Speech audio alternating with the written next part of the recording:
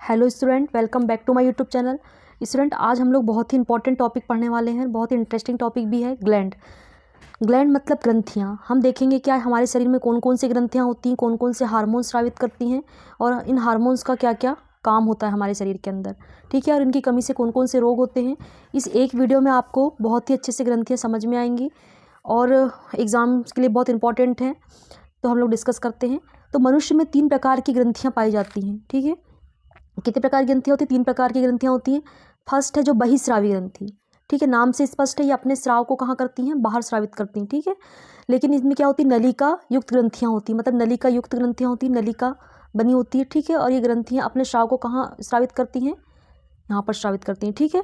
तो इनको क्या बोलते हैं? बहिस्रावी ग्रंथियाँ या एक्सोक्राइन ग्लैंड भी कहते हैं, ठीक है। इससे एंजाइम स्रावित होते हैं। जैसे ये क्या होती है? श्वेत ग्रंथि है ना, स्वीट ग्लैंड होती हैं। यकृत, यकृत भी क्या है? एक बहिस्रावी ग्रंथि है। तो ये क्या होती है? इतना याद रखोगे, ऑप्शन में हमेशा पूछता है कि बहिस्रावी ग्रंथियाँ नलिका युक्त होती हैं और अपने स्राव को कहाँ छोड़ती हैं? नलिकाओं में छोड़ती हैं। और इससे क्या स्रावित होते हैं? एंजाइम स्रावित होते हैं। 3-4 पॉइंट इंपॉर्टेंट है इसमें। अब नेक्स्ट है अंतःस्रावी ग्रंथियाँ, है ना। अंतःस्रावी ग्रंथियाँ क्या होती हैं? वे ग्रंथियाँ होती हैं जो नलिका विहीन होती हैं, इनमें नलिकाएं नहीं पाई जाती। यह अंतःस्रावी ग्रंथि कहलाती हैं। यह हार्मोन्स को कहाँ स्रावित करती हैं? नलिका के बाहर स्रावित करती हैं, ठीक है। वे ग्रंथियाँ होती हैं जो नलिका विहीन होती हैं, अंतःस्रावी ग्रंथि कहलाती हैं और ये अपने हार्मोन्स को स्रावित करती हैं। हार्मोन शरीर के वृद्धि और विकास में सहायक होते हैं, जैसे पिट्यूटरी ग्लैंड होगी, थायराइड ग्लैंड हो गई आदि। तो हमने देखा था बहिस्रावी ग्रंथि कौन कौन सी हो गई? श्वेत ग्रंथि हो गई, यकृत ग्रंथि हो गई, और अंतःस्रावी ग्रंथियाँ कौन सी? पिट्यूटरी ग्लैंड, थायराइड ग्लैंड आदि, ठीक है। अभी हम इन ग्रंथियों को डिस्क्रिप्शन अच्छे से पढ़ेंगे इनका, ठीक है। नेक्स्ट है मिश्रित ग्रंथि। मिश्रित ग्रंथि मिक्स्ड ग्लैंड होती है, मतलब इसमें अंतःस्रावी भी होगी और बाह्यस्रावी भी होगी। तो वे ग्रंथियाँ होती हैं जो बहिस्रावी और अंतःस्रावी दोनों ग्रंथियों की तरह कार्य करती हैं। तो वो क्या कहलाती हैं? मिश्रित ग्रंथि कहलाती हैं, ठीक है। जैसे क्या होता है? पैनक्रियाज या अग्नाशय, बहुत इंपॉर्टेंट है। ये हमेशा ऑप्शन में पूछता है कि कौन सी ग्रंथि मिश्रित ग्रंथि, तो कौन सी ग्रंथि है? अग्नाशय है। नेक्स्ट देखते हैं हम लोग अंतःस्रावी ग्रंथियाँ, ठीक है। अभी हम सबसे पहले क्या पढ़ेंगे? अंतःस्रावी ग्रंथियों के बारे में पढ़ेंगे। सबसे ज़्यादा एग्जाम में जो क्वेश्चंस बनते हैं वो अंतःस्रावी ग्रंथियों से ही बनते हैं, या जिसको हम एंडोक्राइनोलॉजी भी बोलते हैं, या अंतःस्रावी ग्रंथि, ठीक है। तो अंतःस्रावी ग्रंथि कहाँ से स्रावित होती हैं? अंतःस्रावी हार्मोन्स, ठीक है, कहाँ पर होती हैं ग्रंथियाँ? देखते हैं हम। सबसे पहले देखते हैं पिट्यूटरी ग्लैंड या प्यूज ग्रंथि। स्टूडेंट, इसको क्या बोलते हैं? मास्टर ग्लैंड भी बोलते हैं, ठीक है। इसको क्या बोलते हैं? मास्टर ग्लैंड भी कहते हैं। ये ग्रंथि कहाँ पर प्रेजेंट होती है? यह ब्रेन में होती है, ठीक है। ब्रेन के एक स्फेनॉइड हड्डी के गड्ढे में स्थित होती है, जिसमें इस गड्ढे का नाम क्या होता है? सेला टर्सिका, ठीक है। ये ब्रेन में होती है। ब्रेन में कहाँ होती है? यहाँ पर होती है। यहाँ पर एक स्फेनॉइड गुहा होती है, ठीक है। स्फेनॉइड गुहा होती है, उसमें एक छिद्र होता है, यह गड्ढा होता है, जिसको क्या बोलते हैं? सेला टर्सिका कहते हैं। यह मस्तिष्क, वहीं यह मस्तिष्क के कहाँ प्रेजेंट होती है? वहीं प्रेजेंट होती है। कौन सी ग्रंथि? पिट्यूटरी ग्लैंड, है ना। और ये जो मस्तिष्क के कहाँ पर स्थित होती है? ये जो मस्तिष्क होता है डायनसेफेलॉन से जुड़ा होता है, इसलिए इसे मास्टर ग्रंथि भी कहते हैं। यह 3 पालियों में बटी होती है, ठीक है। बहुत इंपॉर्टेंट है। इसमें आप पिट्यूटरी ग्लैंड में इसकी पोजीशन याद रखोगे। स्फेनॉइड गुहा की सेला टर्सिका गड्ढे में धसी होती है और डायनसेफेलॉन से जुड़ी होती है, और इसको क्या बोलते हैं? मास्टर ग्लैंड बोलते हैं, ठीक है। ये 3 लोब्स में बटी होती है। अब हम 3 लोब में देखेंगे। एंटेरियर लोब होती है, एक होती है मीडियल लोब होती है, और एक होती है पोस्टेरियर लोब। अग्रपाली, मध्यपाली और पश्चपाली, 3 लोब होते हैं, ठीक है। पिट्यूटरी ग्रंथि के कितने लोब होते हैं? 3 लोब होते हैं। तो पहला लोब क्या है? अग्रपाली। तो अग्रपाली से कुछ हार्मोन स्रावित होते हैं। देखते हैं कि हम कौन कौन से हार्मोन स्रावित होते हैं। अग्रपाली से एक वृद्धि हार्मोन्स होता है, जिसको क्या बोलते हैं? सोमेटोट्रोपिक हार्मोन्स भी कहते हैं। STH हार्मोन्स या सोमेटोट्रोपिक हार्मोन्स या ग्रोथ हार्मोन्स भी कहते हैं। यह हार्मोन्स क्या करता है? नाम से स्पष्ट है। यह हार्मोन्स शरीर की वृद्धि, मांसपेशी और हड्डियों को विकसित करता है या नियंत्रण करता है। इस हार्मोन्स के अधिक स्राव से क्या हो जाता है? शरीर भीमकाय हो जाता है, तथा कम स्राव से मनुष्य बौनापन हो जाता है। अगर बहुत अधिक मात्रा में अगर इसका स्राव हो रहा है, तो आपने देखा होगा कि कोई किसी की हाइट बहुत ज़्यादा बढ़ जाती है, ठीक है, और कोई बहुत छोटा रह जाता है। तो इस ग्रंथि के हार्मोन्स के कारण ही शरीर के आकार में परिवर्तन होता है, ठीक है। तो ये कौन सी कहाँ से निकलता है? एंटेरियर लोब से निकलता है। बहुत इंपॉर्टेंट है, ये हमेशा क्वेश्चन में पूछता है कि पिट्यूटरी ग्रंथि के कौन से लोब से ग्रोथ हार्मोन से निकलता है? तो एंटेरियर लोब से निकलता है, ठीक है। यहीं से क्वेश्चन बनते हैं। मैं आपको ये भी समझाते जा रही हूँ कि क्वेश्चन इस टॉपिक से कहाँ से बन सकते हैं और किस टाइप से क्वेश्चन बन सकते हैं, ताकि आपको टॉपिक पढ़ने में आसानी जाए। अगर ग्लैंड आपने इस वीडियो में पूरा देखा है, तो आपको ग्लैंड पढ़ने की जरूरत कहीं से भी नहीं है, क्योंकि मैं आपको सारी ग्लैंड जो हैं और उनसे संबंधित हार्मोन्स मैं आपको बहुत ही अच्छे तरीके से समझाने वाली हूँ, ठीक है। अब नेक्स्ट देखते हैं कि एंटेरियर लोब से और दूसरा हार्मोन्स कौन सा है? थायरॉक्सिन हार्मोन से, या थायराइड स्टिमुलेटिंग हार्मोन से, ठीक है।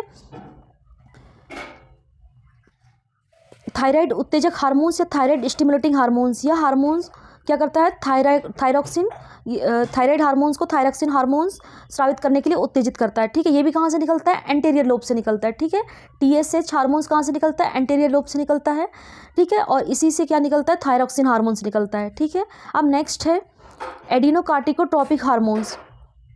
एडिनोकार्टिकोट्रोपिक हार्मोन्स या हार्मोन्स एडिनल कॉर्टेक्स से निकलता है। ये कहाँ होते हैं स्टूडेंट, किडनी में होते हैं। ठीक है, एडिनल कॉर्टेक्स होता है, एक एडिनल मेड्यूला होता है। तो जो पिट्यूटरी ग्लैंड का जो कंट्रोल रहता है केवल और केवल एडिनल कॉर्टेक्स के ऊपर रहता है, एडिनल मेड्यूला के ऊपर नहीं होता है। ठीक है, तो एडिनोकार्टिकोट्रोपिक हार्मोन्स के स्राव को कौन नियंत्रित करता है, एडिनल ACTH नियंत्रित करता है। ठीक है, मतलब पिट्यूटरी ग्लैंड का एंटीरियर लोब। ठीक है, अब नेक्स्ट है गोनिटोट्रोपिन। 4th नंबर का क्या है, गोनिटोट्रोपिक हार्मोन्स या GTH हार्मोन। यह क्या काम करता है, गोनाड मतलब जनन अंगों से संबंधित रिलेटेड शब्द है ये। तो ये जनन अंगों के कार्यों पर नियंत्रण करता है। ये भी 2 प्रकार के होते हैं, एक FSH हार्मोन्स मतलब फॉलिकल स्टिमुलेटिंग हार्मोन्स, और एक होता है ल्यूटिनाइजिंग हार्मोन्स या LH हार्मोन्स। जो फॉलिकल स्टिमुलेटिंग हार्मोन्स या फॉलिकल उत्तेजक हार्मोन्स क्या करता है, नर वृषण की शुक्रजनन नलिकाओं से शुक्राणु निर्माण में सहायक होता है, और यह मादा के फॉलिकल की वृद्धि में सहायक होता है। ठीक है, मतलब नर से भी रिलीज होता है और मादा से भी रिलीज होता है। ठीक है, तो मादा में किसकी डेवलपमेंट के लिए होता है, फॉलिकल की, और नर में शुक्राणु की। ठीक है, शुक्राणु के निर्माण में सहायक होता है। तो बिल्कुल याद रखेंगे आप, ये भी कहाँ से होता है, एंटीरियर लोब से होता है। नेक्स्ट है ल्यूटिनाइजिंग हार्मोन्स। ये हार्मोन्स नर में टेस्टोस्टेरोन हार्मोन्स और मादा में अंडाणु की परिपक्वता तथा एस्ट्रोजन हार्मोन्स के स्राव में सहायक होता है। ये भी हार्मोन्स किससे रिलीज हो रहा है, नर से भी और मादा से भी। नर से टेस्टोस्टेरोन हार्मोन्स तथा मादा से अंडाणु की परिपक्वता तथा एस्ट्रोजन हार्मोन्स के स्राव में सहायक होता है। बहुत इंपॉर्टेंट है। 5वां हार्मोन्स क्या है, लैक्टोजेनिक हार्मोन्स। ठीक है, LH हार्मोन्स। जो एंटीरियर लोब से सबसे ज़्यादा हार्मोन स्रावित होते हैं स्टूडेंट। मतलब अभी हम लोग पिट्यूटरी ग्रंथि के बारे में पढ़ रहे हैं। पिट्यूटरी ग्रंथि में हम देख रहे हैं कि कौन कौन सी पालियाँ होती हैं, 3 पालियाँ होती हैं। एक होता है एंटीरियर लोब होता है, एक होता है पोस्टीरियर लोब होता है, एक मीडियल लोब होता है, मतलब मध्यपीयूष ग्रंथि। ठीक है, तो जो सबसे ज़्यादा हार्मोन्स आपको देखने मिलेंगे वो कहाँ से मिलेंगे, एंटीरियर लोब से जो स्रावित होते हैं वो देखने मिलेंगे। ठीक है, तो 5वां हार्मोन्स कौन सा हो गया, LH हार्मोन्स या लैक्टोजेनिक हार्मोन्स। नाम से स्पष्ट दुग्धजनक हार्मोन। इस हार्मोन्स को प्रोलैक्टिन हार्मोन्स भी कहते हैं।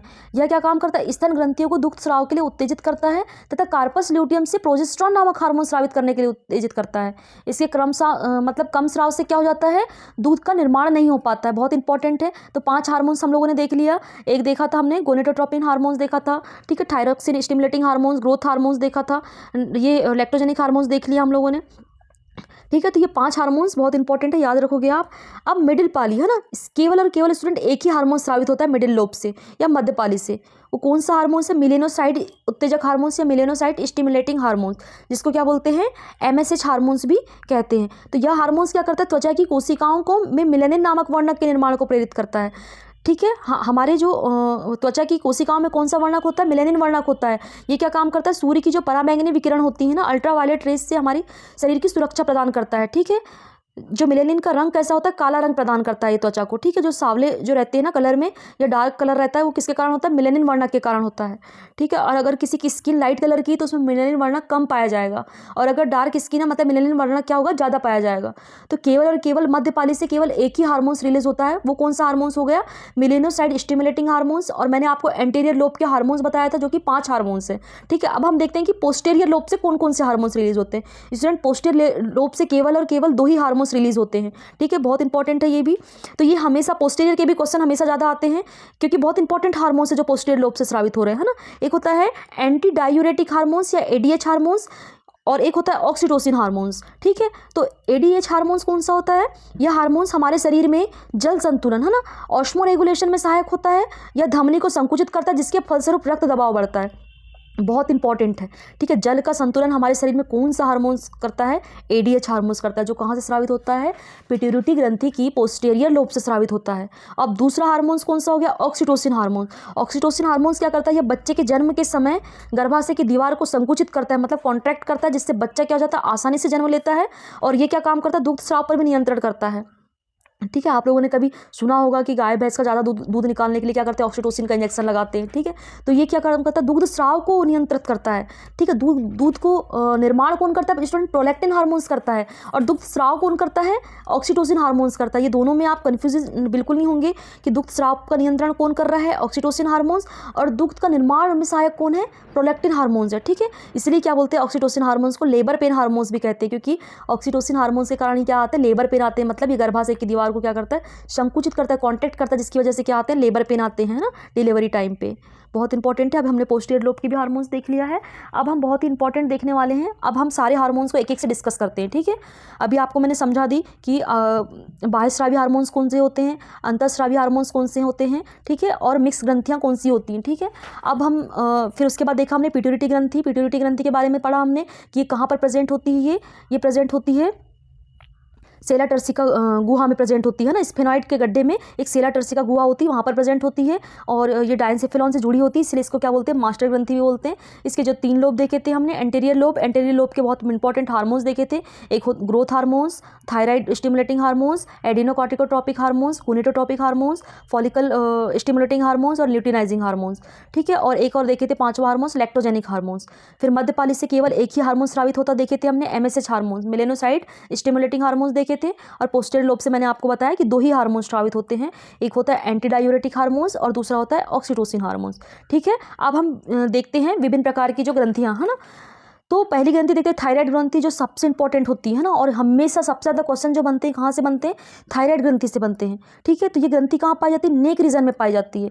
कहाँ पाई जाती है, लैरिंग्स के निकट पाई जाती है, और ये सबसे बड़ी अंतःस्रावी ग्रंथि है, ठीक है। सबसे जो बड़ी अंतःस्रावी ग्रंथि, स्टूडेंट अगर ये क्वेश्चन आता तो क्या लिखोगे आप, थायराइड ग्लैंड। और अगर सबसे बड़ी ग्रंथि की बात की जाए, वहाँ ये शब्द ना जुड़ जाए कि अंतःस्रावी ग्रंथि है, सिर्फ बात की जाए कि सबसे बड़ी ग्रंथि है तो कौन सी है, लिवर है ना, यकृत सबसे बड़ी ग्रंथि है, ठीक है। और अगर अंतःस्रावी ग्रंथि की बात की जाए तो कौन सी है, थायराइड ग्रंथि, ठीक है। तो ये कहाँ प्रेजेंट है देखेंगे आप, आपके जो नेक रीजन है ना, ये गला है, ये क्या है, लैरिंग्स है, ट्रैकिया है ये, ठीक है। तो ये है क्या, थायराइड ग्रंथि, ये है मटर के दाने के समान होती है, ठीक है, थायराइड ग्रंथि। क्या किसमें होती है, 1 पेयर में होती है, एक जोड़े में होती है, ठीक है। अब देखते हैं कि थायराइड ग्रंथि के द्वारा कौन कौन से हार्मोन स्रावित होते हैं, बहुत इंपॉर्टेंट है। सबसे पहला हार्मोन्स कौन सा है थायराइड ग्रंथि के द्वारा स्रावित होने वाला, थायरॉक्सिन हार्मोन्स। ये का काम करता है, कोशिकी श्वसन की गति को तीव्र करता है, शरीर की सामान्य वृद्धि, विशेषतः हड्डियां, बाल आदि के विकास के लिए अनिवार्य होता है। यह हृदय की धड़कन को नियंत्रित करता है, ठीक है। तंत्रिका तंत्र की सक्रियता को बढ़ाता है और ग्लूकोज के ऑक्सीकरण को तीव्र करता है, जिसके फलस्वरूप ऊर्जा का उत्पादन में वृद्धि होती है। और क्या काम करता है, जनन अंगों के भी सामान्य कार्य पर नियंत्रित करता है। तो थायरॉक्सिन हार्मोन्स के जो मैंने आपको जो बताया कि इनके जो कार्य हैं ये बहुत इंपॉर्टेंट है। इनसे डायरेक्ट क्वेश्चन पूछता है कि जैसे कि हृदय की धड़कन को नियंत्रित करने वाला हार्मोन्स कौन सा है, तो आप क्या बताएंगे, थायरॉक्सिन हार्मोन्स, ठीक है। तो इनके आप जो कार्य हैं कि थायरॉक्सिन हार्मोन्स का क्या काम होता है बॉडी के अंदर, याद रखेंगे। कोशिकी श्वसन की गति को तीव्र करेगा, सामान्य वृद्धि, विशेषतः हड्डियां, बाल के विकास के लिए अनिवार्य हो गया, हृदय की धड़कन को नियंत्रित करेगा, तंत्रिका तंत्र की सक्रियता को बढ़ाएगा और ग्लूकोज के ऑक्सीकरण को तीव्र करेगा, ठीक है। अब हम देखते हैं कि इनकी कमी से कौन कौन से रोग होते हैं। तो इनकी कमी से कौन सा रोग होता है, जड़ मानवता, है ना, जिसको क्या बोलते हैं, क्रिटिनिज्म रोग बोलते हैं। ये ज़्यादातर किस में होता है स्टूडेंट, बच्चों में होता है। और इससे क्या होता है, बच्चों का शारीरिक और मानसिक विकास अवरुद्ध हो जाता है, ठीक है। 25 वर्ष का व्यक्ति 5 वर्ष के बच्चे जैसा दिखाई देता है, ठीक है। एक तरीके से बौनापन टाइप से, है ना, बौनापन टाइप से यह रोग क्या होता है कि बच्चों में होता है, और इससे क्या होता है, शारीरिक और मानसिक विकास अवरुद्ध हो जाता है। मतलब एक 25 वर्ष का व्यक्ति भी है तो वो किसके टाइप, छोटे बच्चे के टाइप हरकतें करते दिखाई देता है। आप लोगों ने कभी देखा होगा आसपास कोई, ठीक है। तो ये किसकी कमी के कारण होता है स्टूडेंट, थायरॉक्सिन हार्मोन्स की कमी के कारण होता है, ठीक है। अब नेक्स्ट देखते हैं, मैक्सिडेमा रोग होता है। ये किस में होता है, वयस्क में होता है। किस में होता है, ये वयस्क में होता है। यह उपापचय की क्रिया को ठीक ढंग से नहीं हो पाती इसमें, जिसके फलस्वरूप हृदय की धड़कन या स्पंदन तथा रक्तचाप कम हो जाता है। व्यक्ति क्या होता है, मानसिक रूप से सुस्त हो जाता है और ऊतक में द्रव्य का जमाव हो जाता है, जिसके कारण चेहरा फूला फूला सा दिखने लगता है। तो ये मिक्सीडेमा रोग के बारे में भी आप याद रखेंगे। उपापचय की क्रिया ढंग से नहीं हो पाती, जिसके फलस्वरूप क्या होता है, हृदय स्पंदन तथा रक्तचाप कम हो जाता है और व्यक्ति मानसिक रूप से सुस्त हो जाता है, ठीक है। अब नेक्स्ट क्या है, हाइपोथायराइडिज्म, ठीक है। कौन सा रोग होता है, हाइपोथायराइडिज्म। ये क्या होता है, यह रोग लंबे समय तक हार्मोन्स की कमी के कारण होता है। इस रोग में जनन कार्य बाधित हो जाता है। इस रोग में मनुष्य कभी कभी गूंगा और बहरा भी हो जाता है, हाइपोथायराइडिज्म। और नेक्स्ट क्या, गोइटर, है ना, गोइटर या घेंगा रोग भी बोलते हैं, जिसमें यह आयोडीन की कमी के कारण या थायरॉक्सिन हार्मोन्स की कमी के कारण होता है। इसमें थायराइड ग्रंथि का आकार बहुत अधिक बढ़ जाता है, ठीक है। गले में आपने देखोगे किसी के ऐसा उड़ जाता है गले में, है ना, तो वो किसकी कमी के कारण होता है, आयोडीन की कमी के कारण होता है, या गला बड़ा दिखने लगता है किसी का, है ना, फुला फुला सा, तो क्या होता है, घेंगा रोग होता है। नेक्स्ट है पैराथायराइड ग्लैंड, है ना।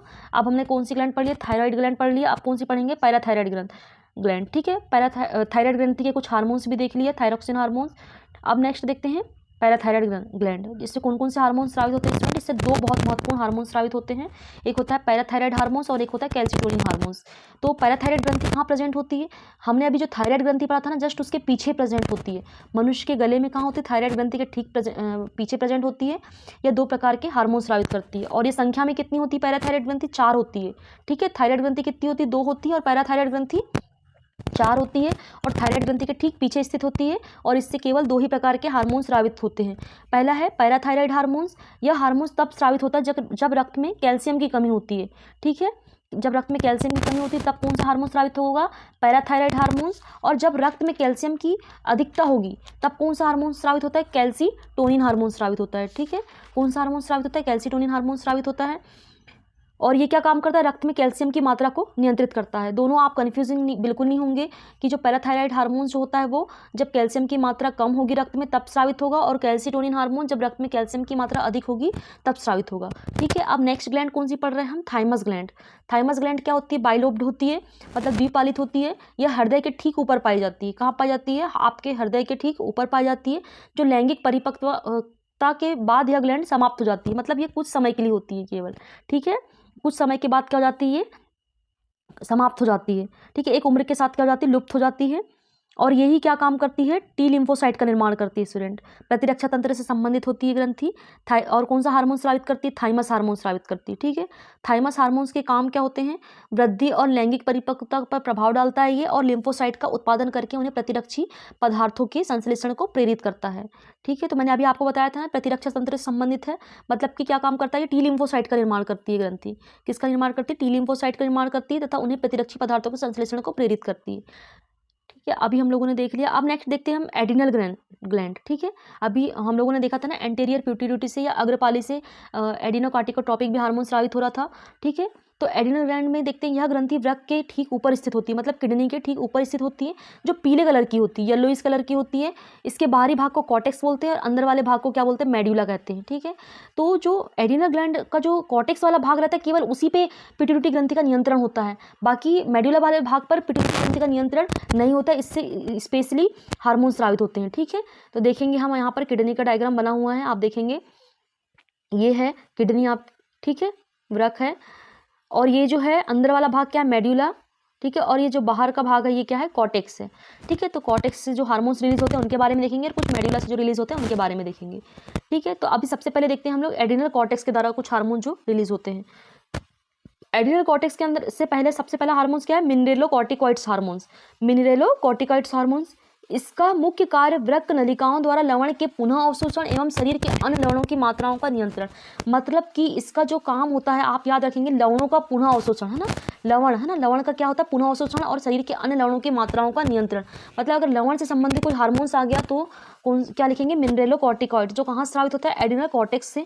फिर नेक्स्ट है ग्लूकोकॉर्टिकॉइड्स हार्मोन्स। ग्लूकोकॉर्टिकॉइड्स हार्मोन्स किससे रिलेटेड है? कार्बोहाइड्रेट, प्रोटीन, वसा के उपापचय को नियंत्रित करता है और यह नॉन कार्बोहाइड्रेट को कार्बोहाइड्रेट में परिवर्तित करता है। अगर बात की जाए कि कार्बोहाइड्रेट, प्रोटीन, वसा का उपापचय कौन नियंत्रित करता है, ये क्वेश्चन बन सकता है, तो आप लोग क्या लिखेंगे? ग्लूकोकॉर्टिकॉइड्स हार्मोन्स लिखेंगे, ठीक है। नेक्स्ट है लिंग हार्मोन्स। यह द्वितीयक लैंगिक लक्षण पर नियंत्रित करता है और बाह्य जनन अंगों के विकास में सहायक होता है, ठीक है। तो याद रखेंगे आप कि 3 हार्मोन्स है, मिनरेलोकॉर्टिकॉइड, ग्लूकोकॉर्टिकॉइड्स और लिंग हार्मोन्स, ठीक है। तीन हार्मोन्स स्रावित होते हैं। अब हम लोग नेक्स्ट देखते हैं एडिनल मेडुला के द्वारा कौन कौन से हार्मोन स्रावित होते हैं, ठीक है। एडिनल मेडुला के द्वारा कौन सा हार्मोन स्रावित होता है? फर्स्ट है एड्रेनालिन हार्मोन्स। कौन सा हार्मोन्स? एड्रेनालिन हार्मोन्स, जिसको क्या बोलते हैं? एपिनेफ्रिन हार्मोन्स भी बोलते हैं, ठीक है। और इसको बहुत इंपॉर्टेंट है, इमरजेंसी हार्मोन्स भी कहते हैं, क्योंकि ये जो हार्मोन्स है कब स्रावित होता है? ये इमरजेंसी के टाइम पर। जब आपकी इमरजेंसी कंडीशन कब होती है? जब आपको कोई चीज़ देखकर घबराहट हो जाती है, क्रोध आ जाता है, डर आ जाता है, किसी शेर को देखने के बाद जो भय उत्पन्न होता है, ठीक है, तब ये हार्मोन्स रिलीज होता है। इसलिए इसको लड़ो उड़ो हार्मोन्स भी कहते हैं, फाइट फाइट या F3 हार्मोन्स भी बोलते हैं, फाइट फ्लाइट और फाइट हार्मोन्स भी कहते हैं, ठीक है। फाइट फ्लाइट और फ्लाइट हार्मोन्स, 3F हार्मोन्स भी कहते हैं, इमरजेंसी हार्मोन्स भी कहते हैं, एपिनेफ्रिन हार्मोन्स भी कहते हैं। इसका निर्माण किससे होता है? अमीनो अम्ल से होता है। यह ग्लूकोज और ग्लाइकोजन को ग्लूकोज में परिवर्तित करता है, जिसके फलस्वरूप ऊर्जा की प्राप्ति होती है। डर, भय, क्रोध आदि के समय यह ज़्यादा स्रावित होता है। यह हार्मोन्स को इमरजेंसी हार्मोन्स भी कहते हैं। इमरजेंसी कंडीशन कब होगी? जब आप कोई शेर को देख लेंगे या डर हो जाएगा, या जब क्रोधित होंगे आप, तब यह हार्मोन्स रिलीज होगा। ठीक है, इसे लड़ो उड़ो हार्मोन्स भी कहते हैं, या 3F हार्मोन्स भी कहते हैं, मतलब कि फाइट मतलब लड़ने के टाइम पर, फ्लाइट उड़ने के टाइम पर। ठीक है, यह हार्मोन्स रिलीज होता है। अब नेक्स्ट है नॉन एड्रीनेलिन हार्मोन्स, या इसको भी बोलते हैं कि नॉन एपिनेफ्रिन हार्मोन्स। ठीक है, नॉन एड्रीनेलिन हार्मोन्स या नॉन एपिनेफ्रिन हार्मोन्स, ये क्या काम करता है? यह ब्लड वेसल्स को संकुचित करता है, जिसके फलस्वरूप रक्त दबाव बढ़ता है और यह सामान्य रक्त परिसंचरण नियंत्रित करता है। ये बिल्कुल विपरीत काम करता है किसके? एड्रेनालिन हार्मोन्स के जस्ट विपरीत काम करता है क्या? Non adrenaline hormones. जैसे कि किसी डर के समय कब स्रावित होगा? ये डर के समय एड्रेनालिन हार्मोन्स स्रावित होगा, लेकिन जब आपका डर समाप्त हो जाएगा, जब आप रिलैक्स हो जाओगे, तब कौन सा हार्मोन्स रिलीज होता है? Non adrenaline hormones. मतलब ये सामान्य रक्त परिसंचरण नियंत्रित करता है। ठीक है, मतलब सामान्य आपका ब्लड सर्कुलेशन सामान्य हो जाता तब होता है। नेक्स्ट कौन से देखते हैं हम लोग? रिप्रोडक्टिव ग्लैंड, बहुत इंपॉर्टेंट है। रिप्रोडक्टिव ग्लैंड कौन सी होगी? एक होता है टेस्टिस, मेल ग्लैंड, तथा अंडाशय को फीमेल ग्लैंड कहते हैं। ठीक है, अगर टेस्टिस से जो स्रावित हो रहे हैं उसको मेल ग्लैंड, तथा अंडाशय को फीमेल ग्लैंड कहते हैं। अब देखते हैं हम लोग टेस्टिस के द्वारा कौन कौन से हार्मोन स्रावित होते हैं। ठीक है, तो टेस्टिस के द्वारा या वृषण में शुक्रजनन नलिकाएं पाई जाती है, उसमें विशेष प्रकार की कोशिका होती है, जिससे क्या बोलते हैं? लीडिंग सेल या इंटरस्टिशियल सेल कहते हैं, जिससे एक प्रकार का हार्मोन स्रावित होता है, जिससे टेस्टोस्टेरोन हार्मोन्स कहते हैं। ये बहुत ही ज़्यादा इंपॉर्टेंट हार्मोन, टेस्टोस्टेरोन हार्मोन, जो नर में अगर जो परिपक्वता आती है, जैसे दाढ़ी मूंछ का आना, ठीक है, मतलब दाढ़ी आवाज़ भारी होना, ये सब किसके कारण होता है स्टूडेंट? टेस्टोस्टेरोन के हार्मोन्स के कारण होता है। ठीक है, तो टेस्टोस्टेरोन हार्मोन्स के कारण ही मनुष्य में क्या आती है? दाढ़ी मूंछ आती है, शुक्राणु का विकास होता है, शुक्राणु जनन होने लगता है, बाह्य जनन अंग का विकास होता है। तो जितने भी द्वितीयक लैंगिक लक्षण जो पुरुष मतलब प्रदर्शित करता है, वो किसके कारण प्रदर्शित करता है? टेस्टोस्टेरोन हार्मोन्स के कारण प्रदर्शित करता है। बहुत इंपॉर्टेंट है, देख लिया हम लोगों ने। अब देखते हैं कि अंडाशय से कौन कौन से हार्मोन स्रावित होते हैं। तो कौन सा हार्मोन स्रावित होता है? एक एस्ट्रोजन हार्मोन। यह कहाँ पर होता है? या ओवरी में स्थित ग्राफियन फॉलिकल से स्रावित होता है। यह हार्मोन्स मासिक चक्र तथा स्तन ग्रंथि के विकास में सहायक होता है। अगर बात की जाए, अगर आपसे क्वेश्चन आता है एग्जाम में कि मासिक चक्र से रिलेटेड हार्मोन्स कौन सा है, तो एस्ट्रोजन हार्मोन्स है। ठीक है, नेक्स्ट है प्रोजेस्टेरॉन हार्मोन। यह एस्ट्रोजन के सहयोग कर स्तन वृद्धि में सहायक होता है तथा गर्भाशय की रचना तथा विकास में भी सहायक होता है। यह हार्मोन्स को प्रेगनेंसी हार्मोन्स भी कहते हैं, मतलब कि पूरी गर्भावस्था में बना रहता है। ठीक है, और कार्पस ल्यूटियम से स्रावित होता है यह हार्मोन्स। तो ये किसके सहयोग से? एस्ट्रोजन हार्मोन्स के सहयोग से स्तनों में वृद्धि करता है। जो प्रेगनेंसी में जो स्तन में वृद्धि होती है, तो किसके कारण होती है स्टूडेंट? प्रोजेस्टेरॉन हार्मोन्स के कारण होती है। ठीक है, और ये क्या काम करता है? गर्भाशय की रचना और विकास में भी सहायक होता है। और ये प्रेगनेंसी हार्मोन्स इसलिए कहलाता है क्योंकि पूरी प्रेगनेंसी में ये हार्मोन्स रिलीज होते रहता है। ठीक है, बना रहता है ये हार्मोन्स। अगर ये हार्मोन्स की अगर कमी होगी तो एबॉर्शन हो जाता है। ठीक है, अब नेक्स्ट देखते हैं रिलैक्सिन हार्मोन्स। रिलैक्सिन हार्मोन्स क्या होता है? ये ग्रीवा को या सर्विक्स को चौड़ा करता है, जहाँ से स्टूडेंट डिलीवरी होती है। अगर सर्विक्स मतलब गर्भावस्था में क्या होती है? सर्विक्स क्लोज रहती है, लेकिन जब डिलीवरी पीरियड का टाइम आता है तो क्या होता है? सर्विक्स खुल जाती है, मतलब कि गर्भाशय की ग्रीवा खुल जाती है और क्या होता है? बच्चा जन्म लेता है। तो ये रिलैक्सिन हार्मोन्स ही क्या करता है? ग्रीवा को या सर्विक्स को चौड़ा करता है, ताकि बच्चा क्या हो जाता है? आसानी से बाहर आ जाता है। ठीक है, तो रिलैक्सिन हार्मोन्स क्या करता है? सर्विक्स को या ग्रीवा को चौड़ा करता है। ठीक है, डिलीवरी को आसान बनाता है। नेक्स्ट है लैंगरहैंस की द्वीपिकाएं या आइसलेट ऑफ लैंगरहैंस। यह एक अंतःस्रावी ग्रंथि जो कि अग्नाशय में स्थित होती है। कहाँ पर? पेनक्रियाज में स्थित होती है। इसमें मुख्यतः 3 प्रकार की कोशिकाएं पाई जाती हैं। बहुत ज़्यादा इंपॉर्टेंट है ये भी। कौन कौन सी कोशिकाएं होती हैं देखते हैं हम।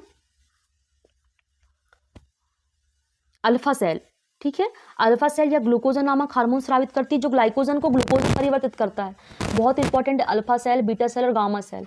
इन तीनों का जो कार्य है ये बिल्कुल आता है एग्जाम में, और बहुत ही कंफ्यूज भी करता है ये। ठीक है, तो आप याद रखेंगे अल्फा सेल यह ग्लूकोजन नामक हार्मोन स्रावित करता है, जो ग्लाइकोजन को ग्लूकोज में परिवर्तित करता है। नेक्स्ट है बीटा सेल, यह इंसुलिन हार्मोन स्रावित करता है। अगर बात की जाए इंसुलिन हार्मोन कहाँ स्रावित होता है, तो यह अग्नाशय की बीटा सेल से स्रावित होता है ना। आइसलेट ऑफ लैंगरहैंस की बीटा सेल से स्रावित होता है। यह हार्मोन्स क्या करता है? शर्करा की मात्रा को नियंत्रित करता है। किसकी मात्रा को? शर्करा की मात्रा को नियंत्रित करता है। डायबिटीज़ जो होती है ना, वो इसी के कारण होती है। इसी की कमी के कारण क्या होता है? डायबिटीज़ या मधुमेह रोग होता है। ठीक है, और इसकी खोज किसने की थी? बेंटिंग ने की थी। ठीक है, यह ग्लूकोज को ग्लाइकोजन में परिवर्तित करता है, इसी प्रकार शर्करा की मात्रा को नियंत्रित करता है। अगर इसकी कमी हो गई बॉडी के अंदर तो डायबिटीज़ नामक रोग उत्पन्न हो जाता है, और इंसुलिन की अधिकता से रक्त में ग्लूकोज का स्तर घट जाता है, जिससे हाइपोग्लाइसीमिया कहते हैं। इंसुलिन में जस्ता पाया जाता है। इंसुलिन में क्या होता है? जिंक। जस्ता मतलब जिंक। ठीक है, जस्ता मतलब जिंक। तो आप बिल्कुल याद रखेंगे। अल्फा सेल क्या करती हैं, ग्लूकोजन नामक स्रावित करती हैं हार्मोन्स, और बीटा सेल क्या करती है, इंसुलिन हार्मोन स्रावित करती है। और इंसुलिन हार्मोन्स क्या करता है, यह शर्करा की मात्रा को नियंत्रित करता है। और इंसुलिन की खोज किसने की थी, बेंटिंग ने की थी। और ये क्या काम करता है, ग्लूकोज को ग्लाइकोजन में परिवर्तित करता है, जिसे क्या बोलते हैं, हाइपो। अगर इंसुलिन की अधिकता हो जाएगी रक्त में तो क्या होगा, हाइपोग्लाइसीमिया हो जाएगा। ठीक है, और याद रखोगे इंसुलिन में कौन सी धातु पाई जाती है, जस्ता पाई जाती है, जिंक। ठीक है, अब नेक्स्ट है गामा सेल। गामा सेल में क्या होता है, सोमेटोस्टेरिन हार्मोन स्रावित करता है। ये क्या काम करता है, इंसुलिन और ग्लाइकोजन के स्राव को नियंत्रित करता है। क्या काम करता है, सोमेटोस्टेरिन हार्मोन स्रावित करता है, जो क्या काम करता है, इंसुलिन और ग्लाइकोजन के स्राव को नियंत्रित करता है। मतलब कि ये दोनों बीटा सेल और अल्फा सेल को नियंत्रित करता है, कुल मिला के इतना है। ठीक है, तो सोमेटोस्टेरिन हार्मोन्स क्या करता है, इंसुलिन और ग्लूकोजन हार्मोन्स के स्राव को नियंत्रित करता है।